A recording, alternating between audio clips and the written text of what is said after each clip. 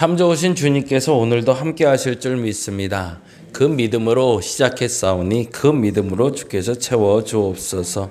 나의 믿음이 견고해지게 하여 주시고 나의 믿음이 변치 않게 하여 주시며 그 믿음을 키워가는 과정에 있는데 그 믿음이 견고하고 확장되어 넓고 큰 믿음으로 채워지게 하여 주시옵소서.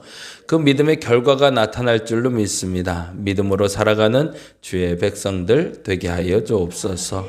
오늘은 수요 전도가 있는 날이고 그리고 우리 함께 요양원 예배를 드리게 됩니다. 어르신들의 마음속에 복음이 들어가게 하여 주시고 예수 복음으로 말미암아 그들의 마지막이 잘 준비되게 하여 주시옵소서. 감사합니다. 고마우신 예수님 이름으로 기도드렸습니다. 아멘, 아멘. 오늘은 로마서 5장 말씀 같이 봅니다. 5장 1절에서 6절까지 같이 봅니다.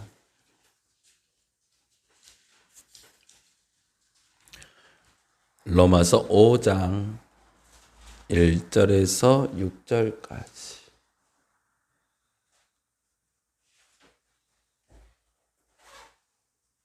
같이 한 목소리로 천천히 읽도록 합니다. 그러므로 우리가 믿음으로 의롭다 하심을 받았으니 우리 주 예수 그리스도로 말미암아 하나님과 화평을 누리자.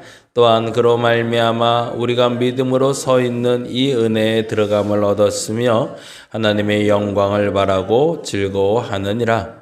다만 이뿐 아니라 우리가 환난 중에도 즐거워하나니 이는 환난은 인내를, 인내는 연단을, 연단은 소망을 이루는 줄 알미로라.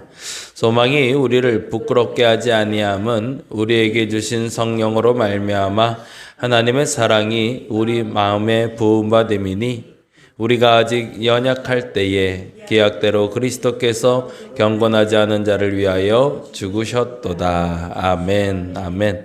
5장은 예수께서 첫 아담으로 오신 것을 우리에게 이야기해 주고 계신데요. 아담이 우리에게 범죄자가 되어 범죄가 우리에게 계승된 것처럼, 그러니까 우리가 아는 원죄 얘기가 이제 5장에서 시작이 됩니다. 그래서 한 사람의 범죄로 말미암아 죄가 들어왔고 한 사람의 은혜로 말미암아 우리에게 은혜가 들어왔다라는 얘기가 사실은 5장에 기록되어 있는데 그 뿌리가 되는 단어가 믿음이란 단어거든요. 그래서 이 믿음에 대해서 먼저 한번 좀 다시 정리할게요.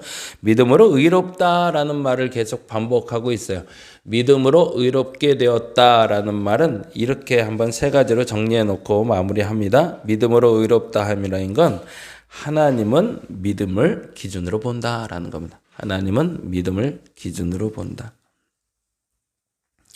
그 사람의 외모나 그 사람의 가진 것이나 그 사람의 과거의 행적 이것을 중요시 여기지 아니하고 심지어는 과거의 어떤 잘못도 과거에 잘한 것도 다 기준이 되지 않는다.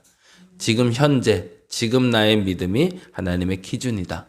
그렇게 시작한다면 분명 어제와 분명 다른 오늘을 살아갈 수 있는 거죠. 왜? 어제의 믿음으로 나를 평가하시는 게 아니거든요.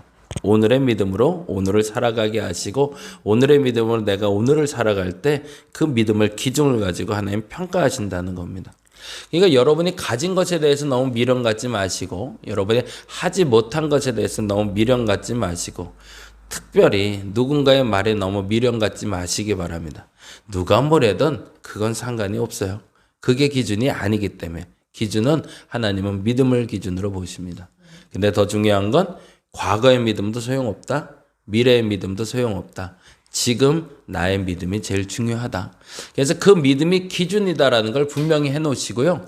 그 믿음을 기준으로 오늘을 하나님이 의롭다라고 말하든지 아니면 오늘을 부정하다고 말하든지 그 기준은 오늘의 믿음에 따라 달라진다. 이것을 좀 여러분이 정리해 놓으시기 바랍니다. 그러면 오늘을 살아가는 심은 결국에 그 믿음에 있을 때 나는 날로 새로워진다라는 표현을 쓸 수 있겠죠. 이게 사실은 인간이다 보니까 어제 그렇게 큰 믿음을 가지고 있다가도 오늘 아침에는 낙심되고 쓰러질 수도 있고요. 그리고 어제는 낙심되었다가도 오늘은 한번 일어서 보자라고 말할 수가 있잖아요. 그래서 그 기준점이 되는 믿음이 오늘 이 새벽에 여러분에게 견고해지시기를 간절히 바랍니다. 그리고 두 번째로 중요한 게 있습니다. 어제 말씀드린 대로 그 믿음은 공평하다는 거죠. 이 기준이 날마다 달라지는 것인 사실은 나고 하나님은 그 기준을 변치 않고 동일하게 공평하게 유지하고 계시다는 겁니다. 어제도 말씀드린 것처럼 큰 교회 목사님의 아들로 태어나서 그렇게 개척하는 이야기를 잠깐 했는데 사실은 어저께 오정현 목사님 아들이 개척을 했거든요. 사랑의 교회 오정현 목사님 아들이 개척을 했는데 개척 설립 예배를 방배동에 했어요. 그리고 그 방배동에 할 때 축사하고 참여한 모든 분들이 김사만 목사님, 김자만 목사님, 이제 우리나라에서 내노라 하는 목사님들이 다 와서 40대 목사의 개척 설립 예배 때 순서를 맞이했거든요.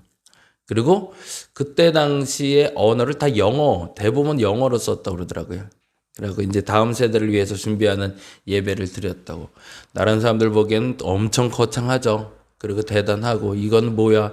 이게 개척교회 맞아 싶을 정도의 상황이 벌어지는 거죠. 그렇게 비교하자면 참 보잘것없이 시작한 게 저희 교회인 거죠. 그 기준으로 보자면. 근데 그건 상황의 기준, 사람의 기준이고. 근데 하나님이 교회를 시작할 때 기준은 누가 와서 축사했느냐, 누가 해서 설교했느냐, 누가 참여했느냐를 중요한 거로 보는 것이 아니라 뭘 본다? 믿음을 본다는 거죠. 저의 믿음에 따라서 어떤 교회를 만들지를 누가 결정하신다? 하나님이 결정하신다는 거죠. 교회를 개척할 때는 마찬가지고 여러분이 어떤 일을 계획할 때는 마찬가지입니다. 그 기준이 내 머릿속의 기준이나 다른 사람이 바라보는 기준이나 세상에서 바라보는 기준 말고 우리는 그 기준으로 시작하자는 거죠. 하나님의 믿음. 왜요? 거기엔 공평함이 있으니까. 거기엔 내가 뭘 가지고 나쁘고 좋고 싫고 그걸 다 떠나서 내가 하나님 앞에서 얼마나 신실한가를 보시고 하나님 평가하시는 것이니 그 공평함 앞에 여러분이 들어갈 수 있기를 간절히 바랍니다. 그러면 서운할 게 별로 없어요. 근데 자꾸 비교하니까 서운한 거죠. 아유, 나보다 저 사람은 출발이 다를 수 있죠. 근데 그거는 세상적인 기준이고 그 기준은 다를 수 있지만 하나님 보시는 기준과 그 공평함은 동일하다. 그 믿음 다시 한번 선포하시기 바랍니다. 그게 믿음으로 의롭다라는 거고요. 마지막 세 번째가 5장 1절에 나오는 말인데요. 같이 한번 읽어봅니다. 5장 1절. 그러므로 우리가 믿음으로 의롭다 하심을 받았으니, 다시 한번 반복됐죠. 믿음으로 의롭다 하심을 받는 방법이 뭐라고요? 믿음이 기준임을 인정하는 것, 믿음은 공평하다는 걸 인정하는 겁니다. 그런데 더 중요한 게 있습니다. 믿음으로 의롭다 하심을 받았다는 건 이런 뜻이래요. 우리 주 예수 그리스도로 말미암아 뭐래요? 하나님과 화평을 누리는 거래요. 그러면 믿음으로 의롭게 되기 전에는 어떤 일이 벌어졌던 거예요? 내가 하나님과 불편한 관계였던 거예요. 그러니까 믿음으로 의롭다 된다는 건 내가 하나님과 관계가 소원해지지 않고 하나님과 관계가 회복된다는 얘기입니다. 그런 사람들이 있지 않나요? 괜히 바라만 봐도 좋은 사람 있고 자꾸 보고 싶은 사람 있는 반면에 보면 자꾸 눈 피하고 싶고 길 지나가다 우연히 만났는데 도망가고 싶고 그런 사람들이 있지 않나요? 이상하게 요즘 이틀 동안 마트킹 갔는데 성시현 집사를 계속 만나네요, 제가. 우리 예전에 목양교회에 있었던 집사님인데 요즘 꽤 믿음의 열심을 내고 있대요. 근데 마스크 쓰고 모자 쓰고 있는데도 웃기죠. 서로 알아보게 되더라고요.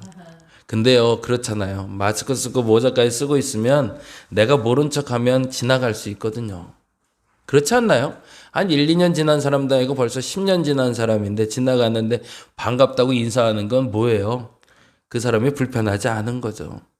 근데 딱 봤는데 만났네. 그러고 도망가고 싶으면 이건 문제가 발생한 거죠. 하나님과도 마찬가지라는 거죠. 예배 오는 게 불편하지 않아야 되는데 예배할 때마다 기도할 때마다 불편해요.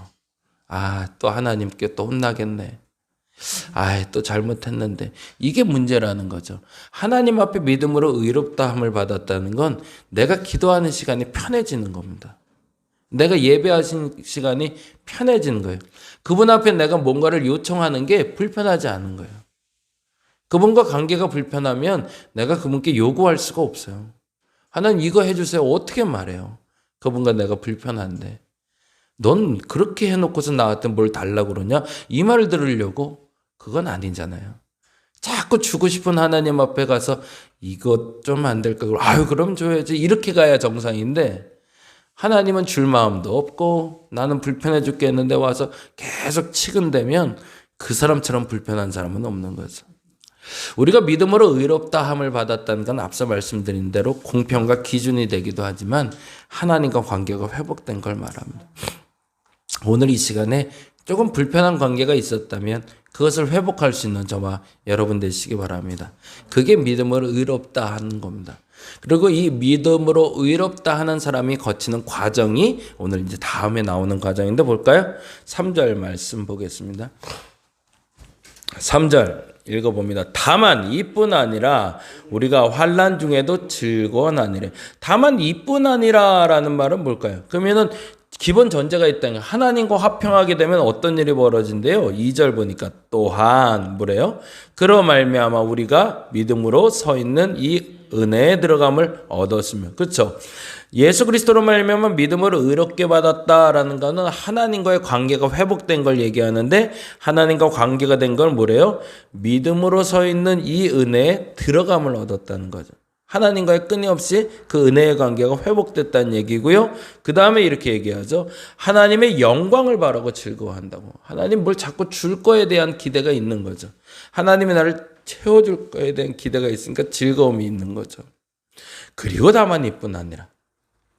그러니까 2절은 기쁨에 대해서 좋은 것에 대해서 얘기했다면 3절은 나쁜 일도 겪을 수 있다라는 얘기를 하는 거죠.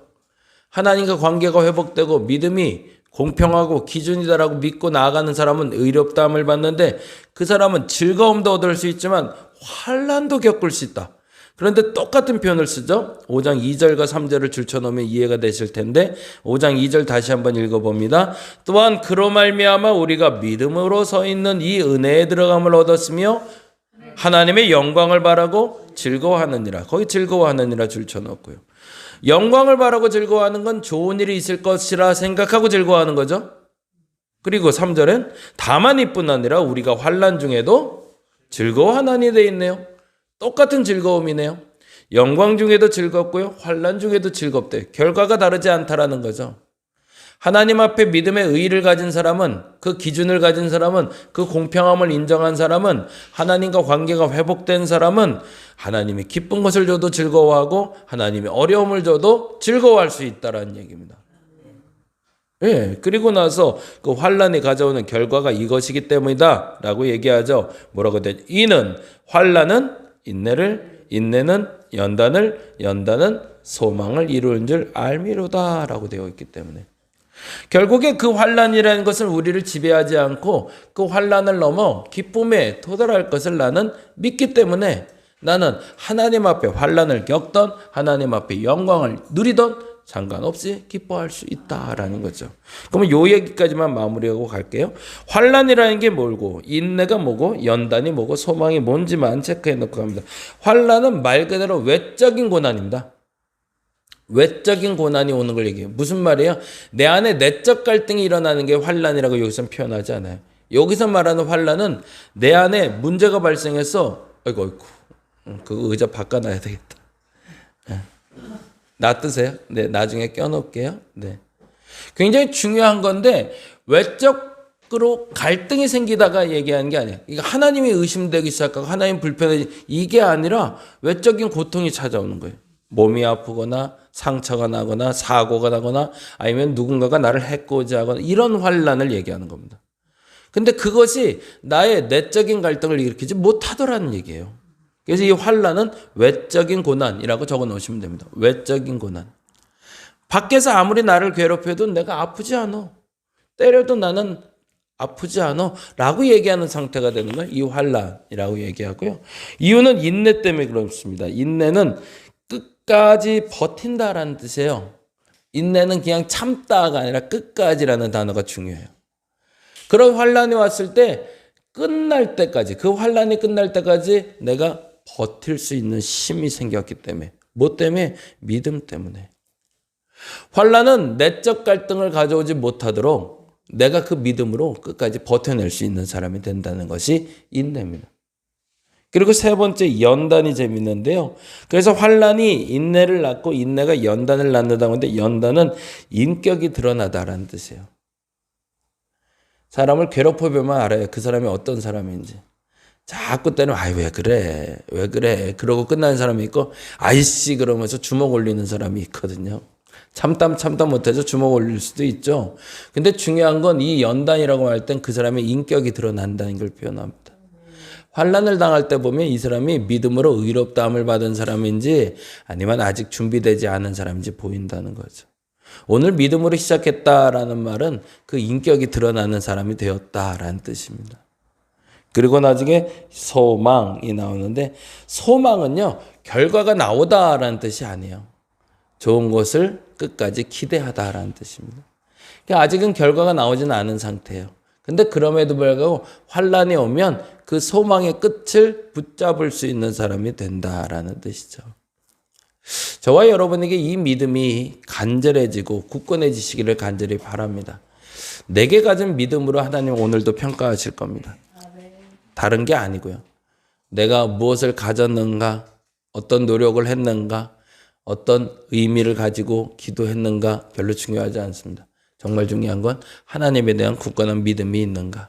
그 믿음에 따라서 채우시는 하나님의 은혜를 채워가는 저와 여러분 되시기를 간절히 바랍니다. 기도하겠습니다.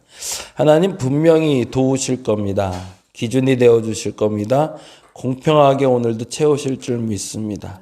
하나님과 화해를 이루는 저들에게 환난이 인내가 연단은 소망을 이루게 하여 주시옵소서. 다시금 요청드립니다. 오늘도 우리 어린아이들을 만나러 갑니다. 한 명 한 명의 영혼이 당신께 돌아오게 하여 주시고 예배가 세워지게 하시고 아이들에게 즐거운 자리, 그 부모에게 복음의 자리가 돼서 또 다른 전도의 계기와 결과가 드러나게 하여 주시옵소서. 그 열매가 하나님을 기쁘게 하고 우리를 기쁘게 할 줄로 믿습니다. 하나님 열매 있게 하여 주시옵소서. 유양원 예배를 위해서 다시금 기도합니다. 마지막 가는 길이 기쁠 수 있도록 천국 소망 전할 수 있는 소중한 시간 되게 하여 주시옵소서. 감사합니다. 고마우신 예수님 이름으로 기도드렸습니다. 다 같이 기도하고 돌아가겠습니다.